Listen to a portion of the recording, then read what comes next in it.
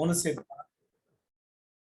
प्रकरण चल रहा है कि कोई भी जगत में कार्य होता है तो उस कार्य का कारण कौन है, क्योंकि कार्य कारण के बिना नहीं होता। जब भी कोई कार्य होगा उसका कोई ना कोई कारण अवश्य होगा, और कारणानुविधायिनी कार्याणि एक नियम है। कारणानुविधायिनी कार्याणि, जो कार्य होते हैं वो कारण के अनुसार होते हैं, कारण का अनुकरण करते हैं। जैसा कारण होगा वैसा कार्य होगा। जब ये नियम है तो फिर बात होती है कि कारण दो प्रकार के कहे गए हैं।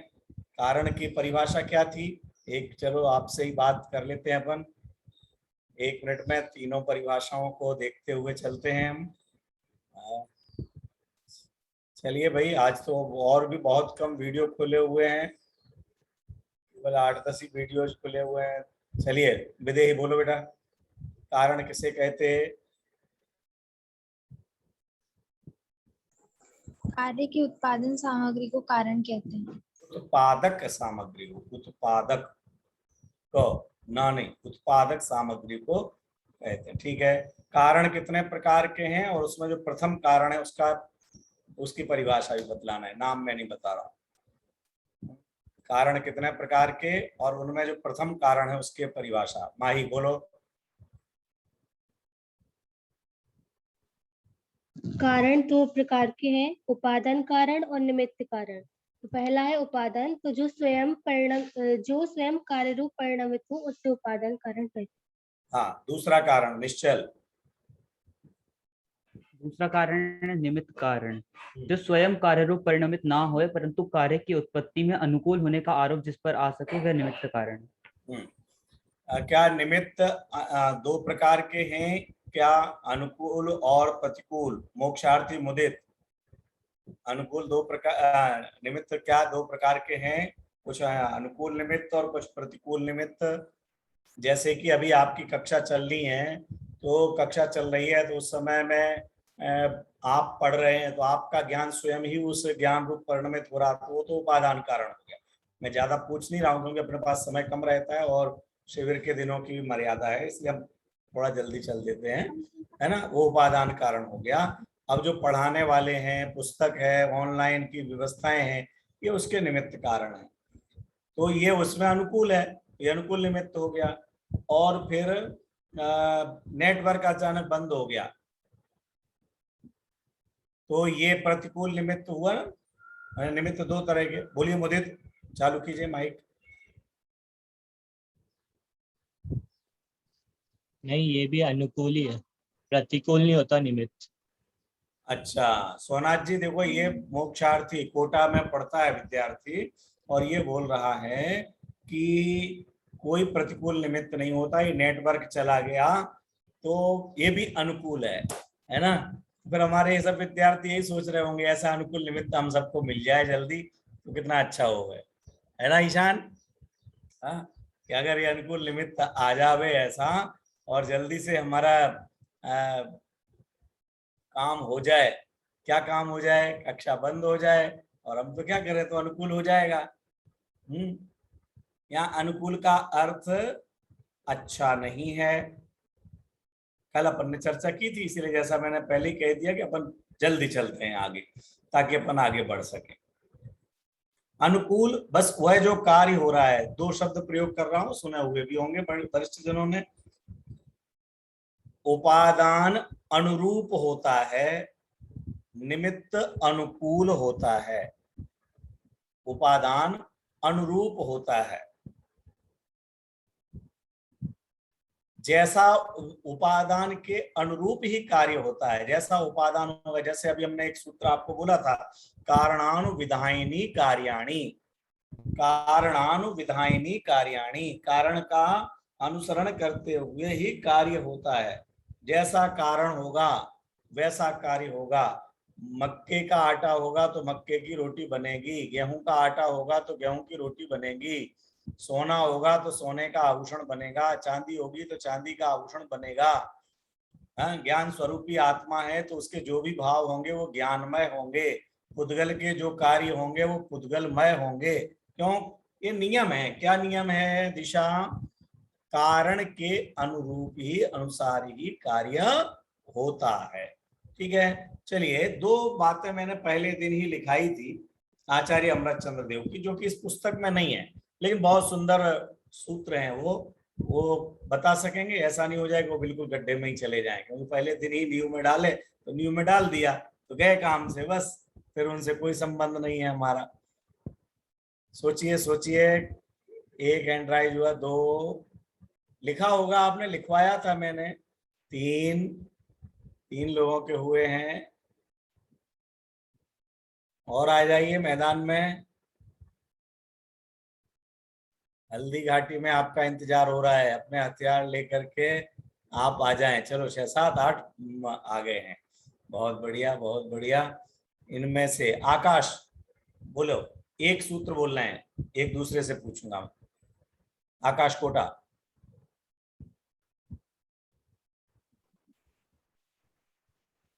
न हि वस्तु शक्तया शक्यन्ते।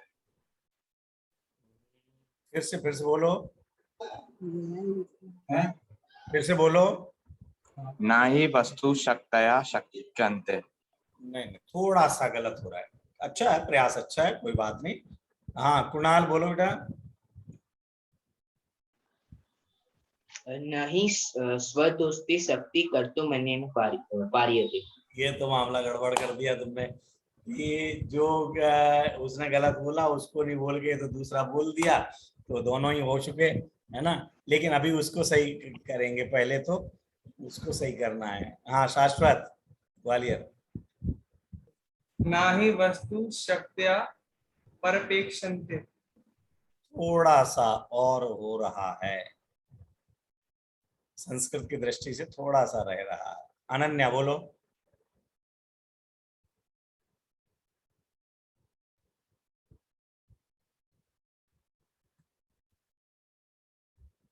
वस्तु शक्तयः परमपेक्षन्ते। हाँ, परमपेक्षन्ते, न हि वस्तु शक्तयः परमपेक्षन्ते। परम अपेक्षन्ते, विच्छेद करेंगे तो क्या हो जाएगा? परम अपेक्षन्ते। वस्तु की शक्तियां पर की अपेक्षा नहीं करती। सोनाथ जी, अजित कुमार जी, आचार्य अमृतचंद्र देव ने कितना बढ़िया मंत्र दिया।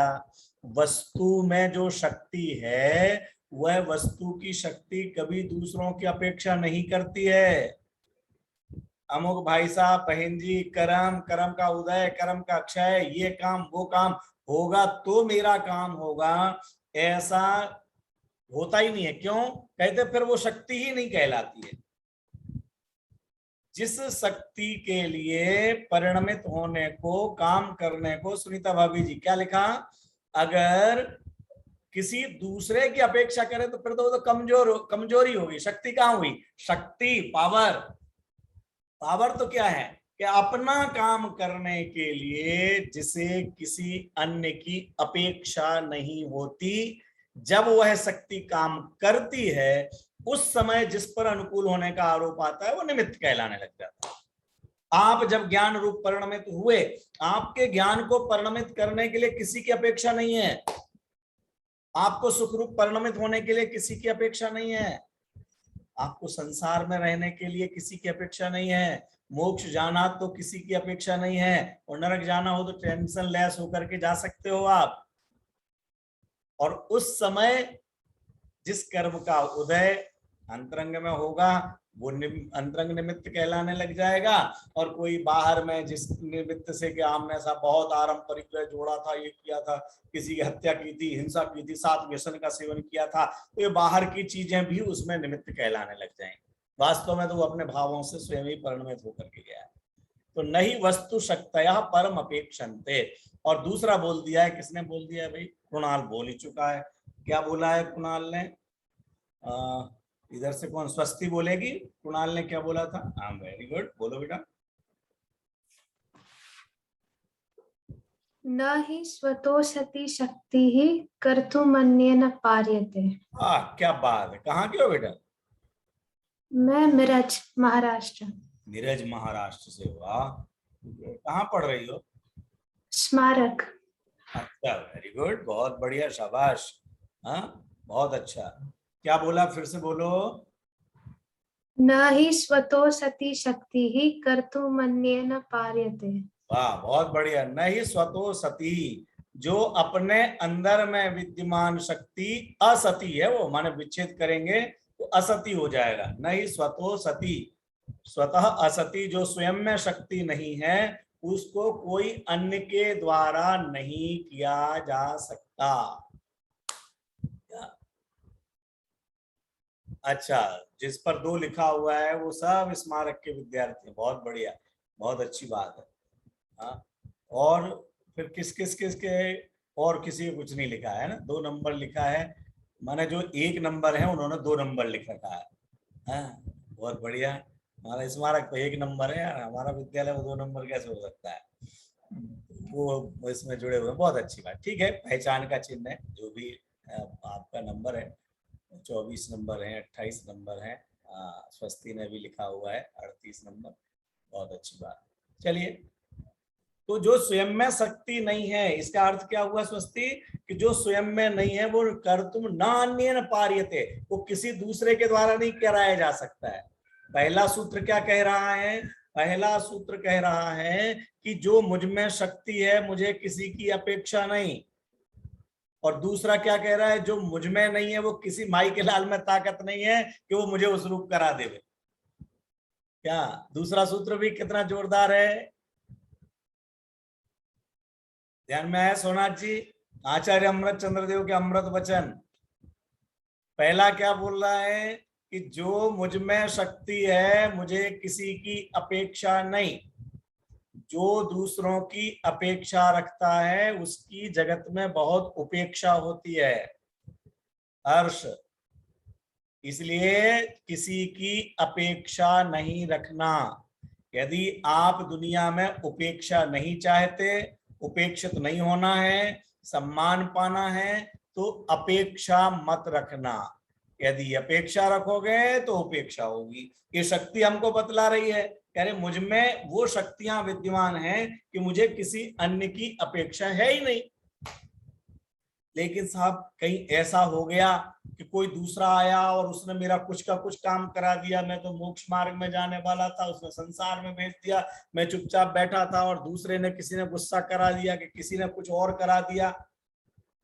आचार्य देव कहते जिसमें जो शक्ति नहीं है ना, उसके लिए कोई दूसरा आकर के परिणमित नहीं करा सकता है। लोहे से कोई सोने के आभूषण नहीं बनवा सकता है। मक्का बाजरा के आटे से कोई मैदा बना करके जलेबियां नहीं बनाता हुआ दिखेगा कि भैया इससे कर। क्यों? ये सामान्य उदाहरण है, ये तो बहुत सारा परिणमन होता रहता है। कहीं कोई इधर उधर करके आज की तकनीकी कर ले तो उसे, ये सामान्य उदाहरण समझना। जिसमें जो शक्ति नहीं है, हमने आपको हाथ का उदाहरण दिया, इधर मोड़ करके दिखा, अमेरिका, जापान, चीन, कोई सा भी देश हो, पीछे मोड़ करके दिखा दे, टूट सकता है लेकिन मुड़ेगा नहीं। जैसा हमारा हाथ ये इधर आ गया, ऐसा जाकर के पीछे लग जाए वो नहीं होगा। क्यों? वैसा होता ही नहीं है। कानों में देखने की ताकत नहीं है तो भले हम कान के लिए 50,000 की मशीन लगा दे, लेकिन कान सुनने का काम नहीं कर सकते। कर सकते हैं क्या शाश्वत? कानों में अगर 50,000 की मशीन लगा दी जाए, 5 लाख की लगा दी जाए, तो क्या कान देखने का काम कर सकेंगे? हम बहुत बढ़िया चश्मा ले आए, किसी को कम सुनाई पड़ता है और कम दिखाई देता है, अब उसको हमने बढ़िया 1 लाख रुपए वाला गोल्डन फ्रेम का चश्मा लगवा दिया, तो अच्छा सुनने लग जाएगा कि नहीं विशाल? हाँ खुशी? नहीं सुनेगा। क्यों? वह उसका काम ही नहीं है। किसी के द्वारा जो शक्ति, जिसमें जो शक्ति नहीं है उसके लिए कोई दूसरा परिणमित नहीं करा सकता है। तोता बोल सकता है, कबूतर नहीं बोल सकता। तो कबूतर के लिए कोई कितना भी प्रयास करे, कबूतर को तोते जैसा बोलने की तैयारी नहीं कराई जा सकती है। सोनाथ जी, महाराष्ट्र में कराई जा सकती है क्या? हाँ, नहीं कराई जा सकती है। और तोता बोल सकता है तो भले आप मराठी में बुलवा लो, चाहे अंग्रेजी में बुलवा लो, और चाहे तो आप चाहे बात आप हिंदी में बोलने को बोल दो, क्यों? वो बोल सकता है तो वो मराठी में भी बोल सकता है, बोल सकता है तो वो हिंदी में भी बोल सकता है। और कबूतर नहीं बोल सकता तो ना हिंदी में बोलेगा, ना मराठी में, ना संस्कृत में, ना नमोकार मंत्र बोलना सिखा सकेंगे। क्यों मेहुल, क्यों ऐसा होगा? क्योंकि उसमें वह शक्ति है ही नहीं। ये उपादान हमारे लिए बतलाता है कि जो स्वयं कार्य रूप परिणमित हो उसे उपादान कारण कहते हैं। और जो उस कार्य की उत्पत्ति में अनुकूल होने का आरोप जिस पर आता है, जो स्वयं कार्य रूप परिणमित नहीं होता है, जो स्वयं कार्य रूप परिणमित नहीं होता है उसे निमित्त कारण कहते हैं। इनका आपस में संबंध 3 चीजें हैं, लगती 4 हैं। अब मैं ज्यादा उलझाऊंगा नहीं, समय को देखते हुए 3 ही बतला रहा हूं। उपादान, निमित्त और एक जो हुआ काम, कोई भी कार्य। उपादान की तरफ से इनका जब जोड़ा बनाया जाएगा तो कहलाएगा उपादान उपादेय। उपादान और कार्य कहलाएगा उपादेय। इनमें कौन सा संबंध बनेगा? उपादान उपादेय संबंध। और जब निमित्त की तरफ से बात करेंगे तो निमित्त और कार्य के बीच में क्या संबंध बनेगा? निमित्त नैमित्तिक। कौन सा संबंध बनेगा? निमित्त नैमित्तिक। ये 2 जोड़े बनेंगे, उपादान उपादेय, निमित्त नैमित्तिक। सोने का आभूषण बना, सोने का आभूषण बना, हार बना, और सुनार ने बनाया। अब पार्टी तो कितनी हुई? विधि 3, सोना, हार और सुनार 3 है। अब सोना और हार में कहलाएगा उपादान उपादेय, उपादान उपादेय, और सुनार और हार में निमित्त नैमित्तिक। क्यों? पदार्थ का कौन इन 2 में से? ये तो कार्य हुआ है, हार हुआ है। हार रूप परिणमित कौन हुआ? सोना। अगर किसी के घर में ऐसे सोना भी, बच्चों ने तो नहीं देखा होगा लेकिन बड़े लोगों को पता है, और आप भी समझ तो सकते ही हो कि किसी के पास मान लीजिए 100 ग्राम सोना रखा हुआ था, तो उसने बिस्किट बना के या ऐसा गोल बना करके और रखा हुआ था। अब उसमें से 50 ग्राम का हार बनाया। अब 50 ग्राम का हार बनाया तो अब उसके पास जो सोने का पिंड था, डली थी, वो कितने ग्राम की रह गई? वो 50 ग्राम की। क्यों? वो 50 ग्राम हार रूप परिणमित हो गया, वो स्वयं परिणमित हुआ है। और सुनार, सुनार 50 किलो का था और 50 ग्राम का हार बन गया, तो वो कितने ग्राम कम हुआ? वो तो ज्यों का त्यों है, उसका तो कुछ कम नहीं हुआ। क्यों? उसमें से कुछ भी नहीं हुआ। इसीलिए कहा परिभाषा में, जो स्वयं कार्य रूप परिणमित ना हो। अगर परिणमित होता तो 50 ग्राम कम हो जाता और रोजाना एक एक हार बनता, तो फिर क्या हाल होता निर्जरा महाजन? कुछ दिनों में तो सुनार गायब हो जाता है। 50-50 ग्राम कम होते, कभी 10 ग्राम, कभी 50 ग्राम, सोना तो गायब हो जाता है कि नहीं? कितना खान में से निकल रहा है, बोलो। क्यों क्यों इतना निकालते जा रहे? क्योंकि उतना निकल करके वो स्वयं कार्य रूप परिणमित होता जा रहा है। जबकि सुनार जितनी दुकानें थी, 2-4 बढ़ गई होंगी तो बड़ी होंगी, वो अलग बात है, लेकिन कोई सुनार का कुछ भी घटा नहीं है। तो अब आपको इनका संबंध बतलाना है। क्या? सोना, हार और सुनार, स्वर्णकार, इनके संबंध का नाम क्या होगा? आर्जव, आर्जव मात्रक। सोना, हार और सुनार, इनका जो संबंध बनेगा उनके क्या नाम होंगे? हाँ क्या भाई, आर्जव गायब भी हो गया? नहीं भाई साहब, हाँ नहीं हुए तो बोलो बेटा, जल्दी फटाफट बोलो। ये भाई साहब, बोलिए। हाँ निर्जरा महाजन बोलो।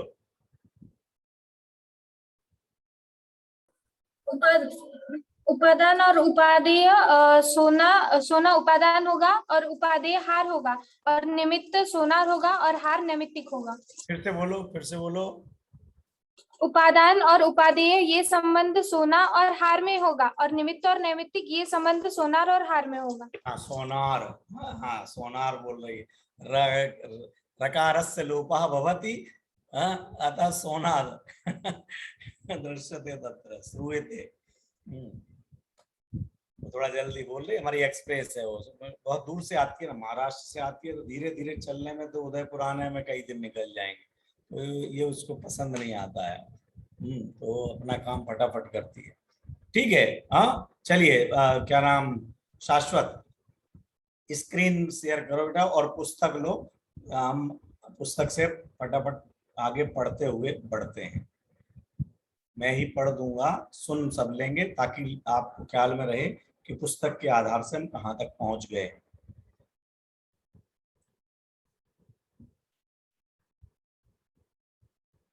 उस पाठ का दूसरा पेज निकालिए। ये अपन ने पढ़ लिया था, पहला पेज हो चुका था। जो स्वयं कार्य रूप परिणमित हो उसे उपादान कारण कहते हैं।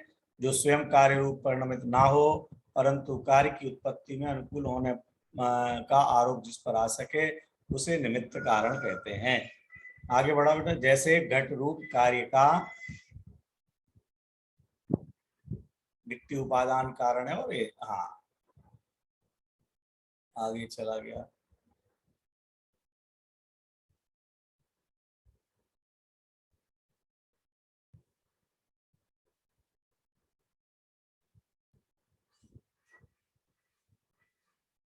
हाँ चलिए, इसको पेज नंबर 24 को बड़ा कर दो। जिस पदार्थ में कार्य निष्पन्न होता है, ध्यान से देखना, आपके पास स्वयं की पुस्तक हो तो उसमें देख सकते हो, अन्यथा इसमें देखिए। जिस पदार्थ में कार्य निष्पन्न होता है माने जो पदार्थ स्वयं कार्य रूप होता है, जिससे उत्पन्न होता है, निष्पन्न होना माने उत्पन्न होता है, उसे उपादान और उस कार्य को उपादेय कहते हैं। और निमित्त की अपेक्षा कथन करने पर उसी कार्य को नैमित्तिक कहते हैं। ठीक है, उसी कार्य को निमित्त की अपेक्षा, तो निमित्त नैमित्तिक, एक ही कार्य को उपादान कारण की अपेक्षा कथन करने पर उपादेय और निमित्त कारण की अपेक्षा कथन करने पर नैमित्तिक कहा जाता है। माने काम दो नहीं होते हैं, काम एक है, उसके पास कारण दो हैं, एक उपादान कारण और एक निमित्त कारण। उपादान कारण के कारण से उसको उपादेय कहेंगे और उसी को निमित्त कहेंगे, है ना। जिसकी तरफ से कथन कहा जाएगा, किया जाएगा, उसकी तरफ से बात होगी। आगे उपादान, उपादेय और निमित्त नैमित्त को कृपया उदाहरण देकर के समझा दीजिए।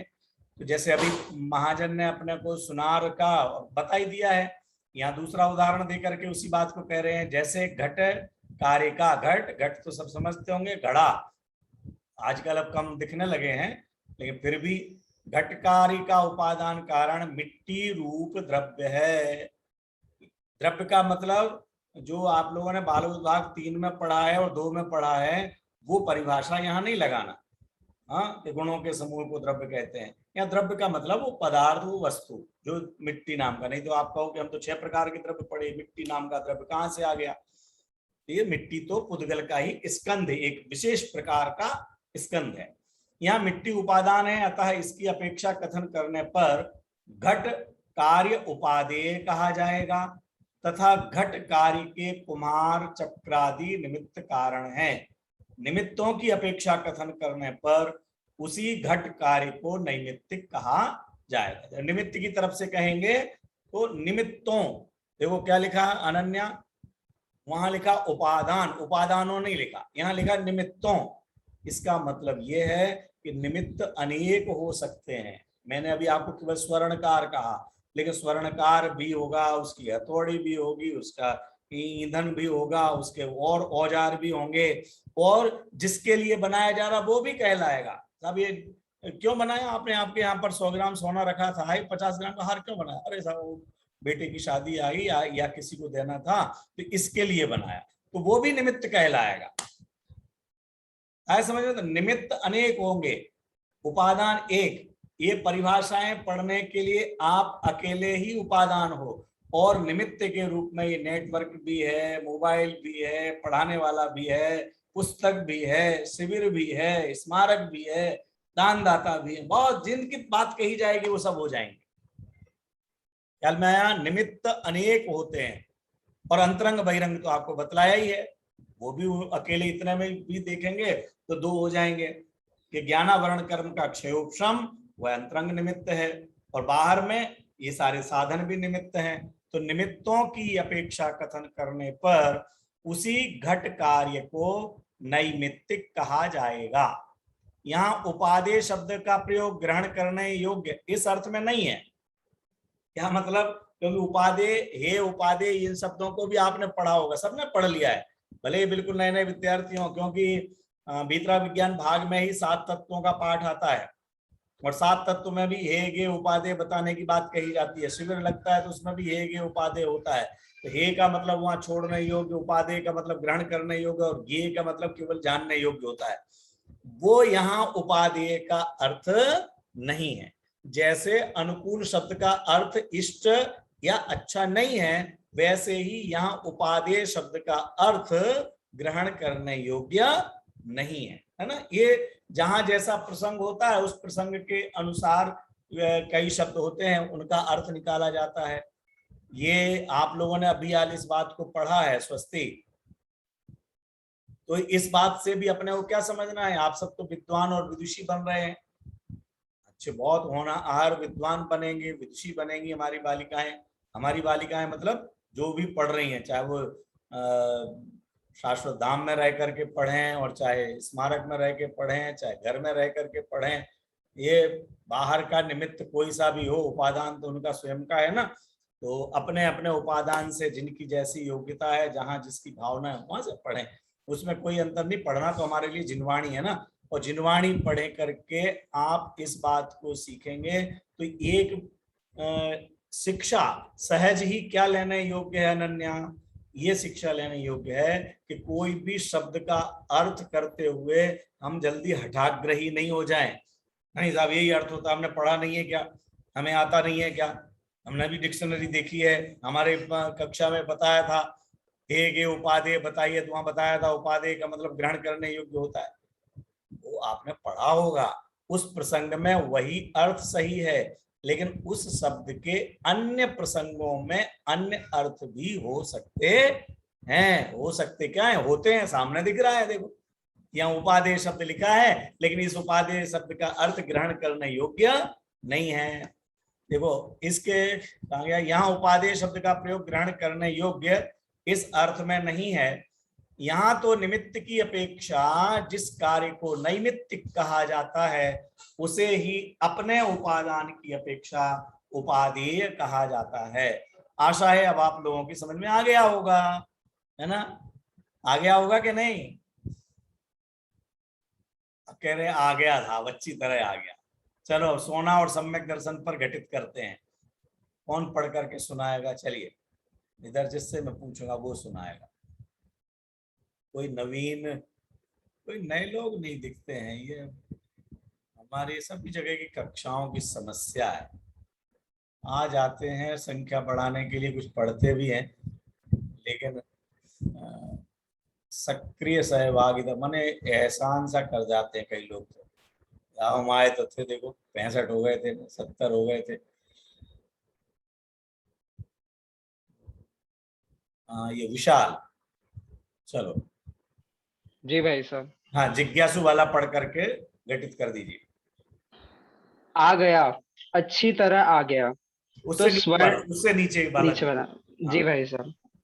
स्वर्ण रूप द्रव्य उपादान है और हार स्वर्णहार उपादेय है। हाँ ये समझाने को लिख दिया है, निमित्त है। हार के लिए स्वर्ण हार समझाने को लिख दिया, नहीं तो कई कलाकार हो सकते हैं पर साहब इसमें किसकी हार हो गई, ये हार कहाँ से आ गई? ये तो हार का मतलब यहाँ जो सोने का हार बनता है वो समझना। सुनार आदि निमित्त है और हार नैमित्तिक है। इसी प्रकार आत्मद्रव्य या श्रद्धा गुण उपादान है और सम्यक दर्शन उपादेय है। मिथ्यात्व कर्म का अभाव निमित्त है और सम्यक दर्शन नैमित्तिक है। बहुत बढ़िया। आ गया सम्यक दर्शन के उपादान उपादेय और निमित्त नैमित्तिक, और निमित्त अनेक हो सकते हैं। तो ये अंतरंग निमित्त की अपेक्षा से बात की कि मिथ्यात्व कर्म का अभाव होना वो निमित्त है और सम्यक दर्शन का प्रकट होना वो नैमित्तिक है। और बाहर में सम्यक दर्शन, जब सम्यक दर्शन हुआ तो कहा देवशास्त्र हुआ, श्रद्धान हुआ, जिन बिंब के दर्शन हुए, अमुक महापुरुष की वाणी सुनी, तो वाणी निमित्त कहलाने लग जाएगी, वो ज्ञानी निमित्त कहलाने लग जाएंगे, वो देवशास्त्र निमित्त कहलाने लग जाएंगे। है ना आकाश, समझ में आ रहा है बेटा? चलो अब आगे यहाँ पर आगे पढ़िए। आकाश तुम ही पढ़ो, चलो आगे किसका बेटा थोड़ा।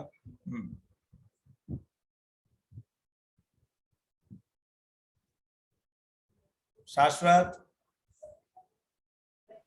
भाई साहब वो दूसरे साइड की स्क्रीन दिख रही है वैसा। लो आप पढ़ो तो। हाँ चलिए, अच्छा यहाँ से सुना दो, ऊपर की जो लिखा हुआ है ना 25 पेज पर, वो सुनाओ। उपादान यदि द्रव्य या गुण है तो वह सदा काल विद्यमान रहता है, अतः विवेक्षित काल सदा होता रहना चाहिए। इधर का प्रश्न समझ में नहीं आ पाया, एक मिनट देखो। हाँ एक प्रश्न नहीं है यार, थोड़ी सी बात कही गई है, बहुत अच्छा। और बहुत अच्छा के बाद में शंकाकार ने शंका कही है कि उपादान यदि द्रव्य गुण, ऐसा प्रश्न क्यों किया शंकाकार ने, कोई बताएगा फटाफट? इसमें ही लिखा हुआ है, इसमें लिखा हुआ है आत्म द्रव्य या श्रद्धा गुण उपादान है और सम्यक दर्शन उपादेय है। चित्रा जी क्या लिखा हुआ है यहाँ? जिज्ञासु का जो अभी हाल पढ़ा ना बेटे ने, वो क्या लिखा? इसी प्रकार आत्म द्रव्य या श्रद्धा गुण उपादान है और सम्यक दर्शन उपादेय है। तो शंकाकार प्रश्न करता है कि अच्छा द्रव्य उपादान है या गुण उपादान है, तो द्रव्य तो हमेशा ही रहता है, तो सम्यक दर्शन भी हमेशा होना चाहिए ना। या श्रद्धा नाम का गुण भी हमेशा विद्यमान है, तो श्रद्धा गुण हमेशा विद्यमान है तो भी सम्यक दर्शन हमेशा होना चाहिए, परंतु ऐसा तो होता नहीं है। तो इसका कारण क्या है? अब ये महत्वपूर्ण प्रकरण यहाँ पर आ रहा है और यहाँ पर हम पढ़ रहे हैं। देखिए, उपादान दो तरह का होता है। अभी पहले परिभाषा सामान्य आई थी, अब कह रहे हैं उपादान दो तरह का होता है। एक त्रिकाली उपादान और दूसरा क्षणिक उपादान। कौन कौन सा? त्रिकाली उपादान, क्षणिक उपादान।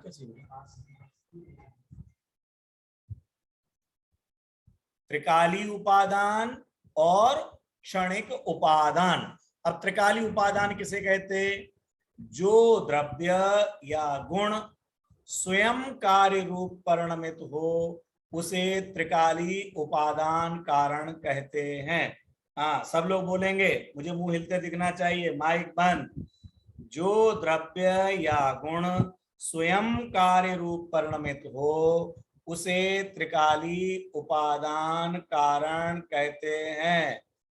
फिर से एक बार, मेहुल आपने नहीं बोला। जो द्रव्य या गुण स्वयं पर कार्य रूप परिणमित हो, शाश्वत, जो द्रव्य या गुण स्वयं कार्य रूप परिणमित हो उसे त्रिकाली उपादान कहते हैं।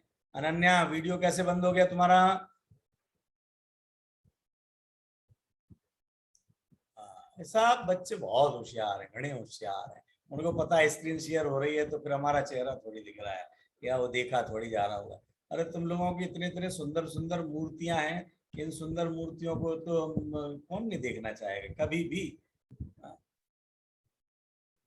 जो द्रव्य या गुण स्वयं कार्य रूप परिणमित तो उसे त्रिकाली उपादान कारण कहते हैं। यहाँ पर तो वही की वही बात फिर खड़ी रह गई। कौन सी बात खड़ी रहेगी? कौन सी बोलेगा? कौन बोलेगा? कौन सी बात खड़ी रहेगी? आकाश, हाँ बोलो।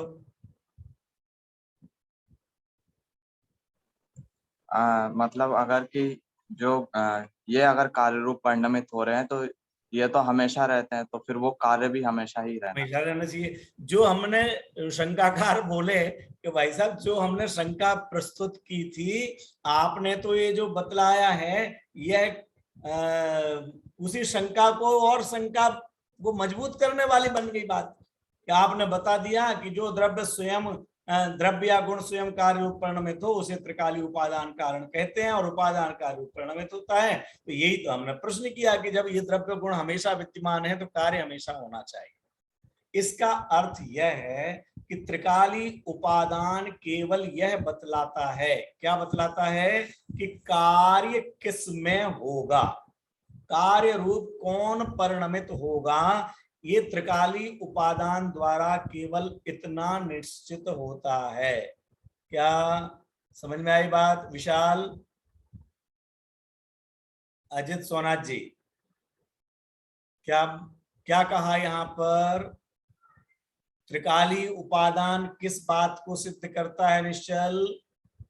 कि अगर कार्य होगा, सम्यक दर्शन होगा तो जीव में होगा, सम्यक दर्शन होगा तो जीव के श्रद्धा गुण में होगा, सम्यक दर्शन पुद्गल में नहीं होगा, सम्यक दर्शन धर्म धर्म आकाश काल में नहीं होगा, सम्यक दर्शन जीव के भी ज्ञान चारित्र आदि गुणों में नहीं होगा, होगा तो श्रद्धा गुण में ही, श्रद्धा गुण ही परिणमित होगा।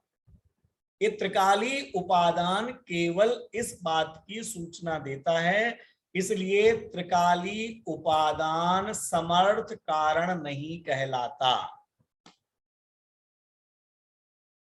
हर्ष, वंदना जी, त्रिकाली उपादान समर्थ, सक्षम, मन एकदम पावरफुल कि आ गया तो काम हो ही जाएगा, ऐसा कारण नहीं कहलाता है।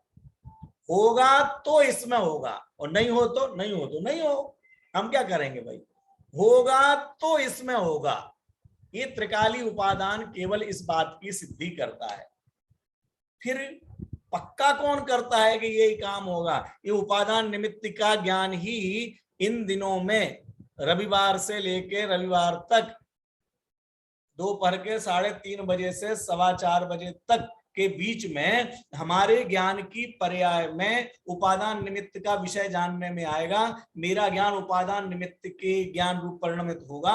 इस बात का निर्णय कौन करता है? क्या त्रिकाली उपादान? के नहीं, त्रिकाली उपादान तो केवल इतना निश्चित करता है कि ये ज्ञान होगा तो ये आप लोगों को ही होगा, आपके कुर्ते को नहीं होगा, आपके घर को नहीं होगा, आपके मकान को नहीं होगा, आपके कपड़ों को नहीं होगा, आपके मोबाइल को नहीं होगा, होगा तो आपको होगा। तो पर सशक्त समर्थ कारण कौन है? वो उपादान में ही समर्थ कारण कौन है? क्षणिक उपादान को दो तरह से स्पष्ट किया जाता है, ये ध्यान देना आप। ये समर्थ कारण है, समर्थ में भी ज्यादा समर्थ कौन है वो आप लोग छांटेंगे। द्रव्य और गुणों में अनादि अनंत पर्यायों का प्रवाह क्रम चलता रहता है। ये दोनों शब्द क्यों लिख रहे हैं? क्योंकि कभी ऐसा कहा जाता है कि जीव द्रव्य को ज्ञान हुआ, क्यों? ज्ञान गुण जीव का है, तो अभेद करके कथन करते हैं तो जीव को सम्यक दर्शन हुआ ऐसा भी कहेंगे और सम्यक श्रद्धा गुण में सम्यक दर्शन हुआ ऐसा भी कह सकते। गुण को भेद करके कथन करेंगे तो श्रद्धा को गुण को ले आएंगे, और श्रद्धा गुण आखिर है किसका? कि वो जीव का, तो जीव को मुख्य करेंगे तो जीव कह दिया जाएगा। दोनों में कोई कथन का अपेक्षा समझना दोषपूर्ण कथन कोई सा भी नहीं है। तो द्रव्य और गुणों में अनादि अनंत, अनादिकाल से अनंत काल तक के पर्यायों का, पर्याय, अवस्था, कार्य, हालत, दशा, परिणति, ये सब एक नाम है ना? पर्यायों का प्रवाह क्रम चलता रहता है। प्रवाह क्रम का मतलब पानी बहता चला जा रहा है, गंगोत्री से लेकर के और बंगाल की खाड़ी में गंगा गिरती है, वहां से लेके पानी कंटिन्यू बह रहा है। लेकिन जो पानी गंगोत्री में से आज निकला वो क्रम से बढ़ते बढ़ते बढ़ते बढ़ते बढ़ते 10-20 दिन लगते होंगे, और भी ज्यादा दिन लगते होंगे, पता नहीं। उस क्रम में बंगाल की खाड़ी में पहुंचेगा। बीच में कहाँ कभी हरिद्वार आएगा, फिर बनारस आएगा, कानपुर आएगा, क्या क्या कहाँ कहाँ आएगा। वो कब आएगा? अपने प्रवाह क्रम में बढ़ते हुए चलता जा रहा है, चलता जा रहा है। वो आगे बढ़ गया, दूसरा पानी आ गया, वो आगे गया, तीसरा पानी आ गया, मतलब कोई बीच में गैप नहीं है, लगातार बह रहा है। ऐसे ही प्रत्येक द्रव्य की, प्रत्येक गुण की पर्याय भी अनादिकाल से एक एक समय, एक एक समय, एक एक समय, एक एक समय, एक एक समय, एक एक समय करके चलती जा रही हैं।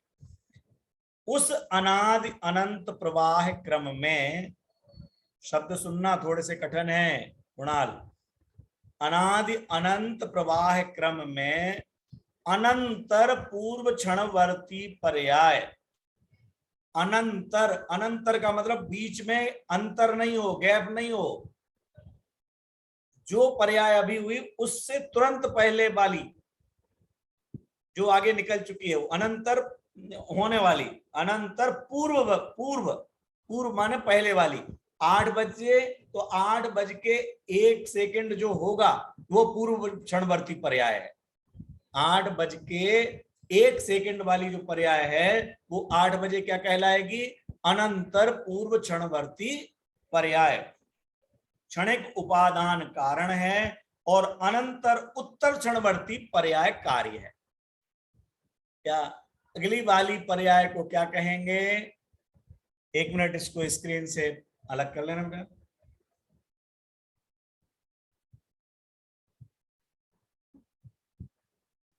किसको कहेंगे? तो यहाँ विषय क्या चल रहा है ख्याल में आ गया? इतना तो ख्याल में है कि नहीं विषय क्या चल रहा है हर्ष? उपादान कारण के प्रकार। ठीक है, उपादान कारण 2 प्रकार का, एक त्रिकालीय उपादान, एक क्षणिक उपादान। क्षणिक उपादान के 2 भेद हैं, उसमें से पहला पढ़ रहे हैं अभी अपन। उपादान, त्रिकालीय उपादान कौन सा है? कि जो द्रव्य या गुण स्वयं कार्य परिणमित होता है वो द्रव्य या गुण कहलाएगा त्रिकालीय उपादान। मोक्ष के लिए मेरा जीव द्रव्य, मैं स्वयं त्रिकालीय उपादान। केवल ज्ञान के लिए मैं स्वयं होऊंगा ना केवल ज्ञान रूप। अर्चना जी, सेठी जी, कौन होगा केवल ज्ञान रूप? मैं स्वयं ही केवल ज्ञानी मैं बनूंगा ना, तो केवल ज्ञान रूप परिणमित कौन होगा? मैं। तो मैं तो अनादिकाल से हूं, तो केवल ज्ञान रूप हो जाओ ना, क्यों ही मति ज्ञान श्रुति ज्ञान रूप हो? कि भाई मैं होऊंगा, लेकिन मैं तो केवल इस बात की सूचना है कि मुझे केवल ज्ञान होगा तो मैं ही होऊंगा, कोई दूसरा नहीं। लेकिन मैं हूं इसलिए केवल ज्ञान हो जाएगा, ऐसा नहीं है। क्या आटे से रोटी बनती है, वो आटा त्रिकालीय उपादान है, लेकिन आटा घर में कनस्तर में पीस करके रखा और आप सो गए और सो करके उठे तो देखा तो रोटियां पड़ी हुई है। क्यों? इतना सारा आटा था ना, और आटा त्रिकालीय उपादान विद्यमान है, तो आप सोए और रोटियां बन के तैयार हो गई। ऐसा नहीं है। वो आटा आपका 5 दिन 7 दिन जो मर्यादा के अनुसार आपके घर में रहना है ना, 3 दिन की भी होती है, 5 दिन की, 7 दिन की है, उस मर्यादा तक आपने 3 दिन के लिए आटा पीस करके रखा, 5 दिन के लिए आटा पीस करके रखा है।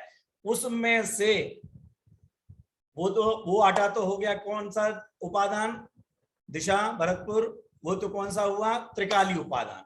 अब उसमें से जो आटा आया, अब आटा भी आपने पूरे परिवार के लिए 25 रोटी जितना निकाल लिया। बड़ा परिवार है ये, आप लोग ध्यान रखना, ऐसा नहीं समझना कि 2 लोग निकाल हैं और 25 रोटी का निकाल लिया, ऐसे खाने वाले कोई नहीं है आज। लेकिन थोड़ा परिवार बड़ा है, दादा दादी भी है, मम्मी पापा हैं, तो आपने 25 रोटी के लिए आटा निकाला। अब उस आटे की जो पहली लोई निकलेगी, वो जो उससे पहले वाली पर्याय वो कहलाएगी अनंतर पूर्व क्षणवर्ती पर्याय। और वो आटे से लोई बनी, मैंने पहले पिंड, हमने जो इतना आटा गूंथ करके रखा वो पूर्ववर्ती क्षणवर्ती पर्याय, पूर्व क्षणवर्ती। और उससे अगली वाली जो पर्याय लोई की होगी, तो ये पिंड कहलाएगा कारण और ये कहलाएगी कार्य। समझ में आया? फिर से बोलता हूं, वो जो पिंड इतना गूंथ करके रखा ना 25 रोटी का, वो है पूर्व क्षणवर्ती पर्याय। और जो अब लोई बनेगी वो कहलाएगी उत्तर। उत्तर माने अगली, उससे अगली वाली। आटा से लोई नहीं बनती है, आटे की लोई बनती है। क्या बोला? आटे की लोई बनती है, लेकिन आटे से लोई नहीं बनती है। आटे को गूंथा नहीं जाएगा तो लोई बन जाएगी क्या सीधे? पहले तो पानी डाल करके गूंथना पड़ेगा ना, अब गूंथने के बाद उसमें से लोई बनी। अब लोई पूर्व क्षणवर्ती पर्याय, और हमने चकले पर रख करके जो पहला बेलन घुमाया वो उत्तर क्षणवर्ती पर्याय, वो अगली वाली हो गई। तो ये लोई कारण, क्यों? इतना पिंड में से सीधे वो बन सकती थी क्या? उतनी वो नहीं बन सकती थी, वो लोई में से ही बनेगी। फिर ये पूर्व क्षणवर्ती, उससे अगली उत्तर क्षणवर्ती, फिर ये पूर्व क्षणवर्ती, वो उत्तर क्षणवर्ती, और बनते बनते पूरा जम्बू द्वीप जैसा गोल गोल चंदा मामा की जैसी रोटी बन गई। अगर आपने 10 बार बेलन चलाया, उदाहरण है ना विदेही, क्या 10 बार बेलन ऐसे ऐसे घुमाया और रोटी बनी, तो वो 9 पर्यायें बनती गई कारण, और 10वीं पर्याय अंतिम कार्य हुई। लेकिन 8 नंबर की पर्याय कारण, 9 नंबर की कार्य, 7 नंबर की कारण, 8 नंबर की कार्य। एक कारण कार्य आगे आगे बढ़ते तब जाकर के वो बनेगी रोटी। तो ये वास्तव में कारण है, ये भी पूरा पक्का कारण नहीं है, इसमें भी थोड़ी गुंजाइश है, अभी इसमें भी गुंजाइश है। तो फिर पक्का कारण कौन सा है, उसकी चर्चा अपन कल करेंगे। आज का समय हो गया। फिर से उपादान कारण 2 प्रकार का, त्रिकाली उपादान, क्षणिक उपादान। उस क्षणिक उपादान में एक प्रकार बतलाया पूर्ववर्ती पर्याय अनंतर, वो भी पूर्ववर्ती का मतलब कौन सी, तुरंत वाली। जैसे पूर्ववर्ती पर्याय तो आटा भी है, पिंड भी है, लोई भी है, ये सब क्षण पर्याय हैं। लेकिन लोई बनने में पिंड पूर्ववर्ती है, पिंड बनने के लिए आटा पूर्ववर्ती है, आटे के लिए गेहूं पूर्ववर्ती है। वो पूर्व उससे पहले वाली, उससे पहले वाली। खेत वाला गेहूं काम में नहीं आएगा आटा के लिए, खेत में भी गेहूं ही है, लेकिन वह गेहूं की पूर्ववर्ती पर्याय की उत्तरवर्ती पर्याय आटे के रूप में नहीं होगी। जो घर में सुधा बीना हुआ गेहूं रखा है ना, उसमें से अगर हमें आज 2 किलो पीसना है तो वो 2 किलो गेहूं कहलाएगा पूर्ववर्ती पर्याय, और आटा उसकी उत्तरवर्ती पर्याय। वो आटा कार्य, गेहूं कारण। फिर उस 2 किलो आटे में से हमने 100 ग्राम आटा निकाला, वो कहलाएगी पूर्ववर्ती पर्याय, और पिंड बना वो उत्तरवर्ती पर्याय। तो वो पिंड हो गया कार्य और वो आटा था कारण। फिर उस 100 ग्राम में से हमने एक 25 ग्राम की लोई निकाली, वो 25 ग्राम की लोई कार्य और वो पिंड कारण। उस 25 ग्राम की लोई को हमने 10 बेलन चला करके रोटी के रूप में आकार दिया, तो 10 बार वो आकार बदलता रहा। ऐसा थोड़ी कि हमने एक बार में ही बन गई रोटी, एक बार में तो नहीं बनी, थोड़ी गोल हुई, फिर और बड़ी, फिर और बड़ी, फिर और बड़ी, फिर पतली रोटी बनी। तो उसकी एक एक पहले वाली पर्याय कारण कहलाएगी और अगली वाली कार्य कहलाएगी। ये उस त्रिकाली उपादान से अधिक सशक्त कारण है। लेकिन इसी का एक भेद और है, जो वास्तविक कारण कहलाता है, समर्थ कारण कहलाता है, उसकी चर्चा कल करेंगे। आज यहीं विराम लेते हैं। जय जिनेन्द्र।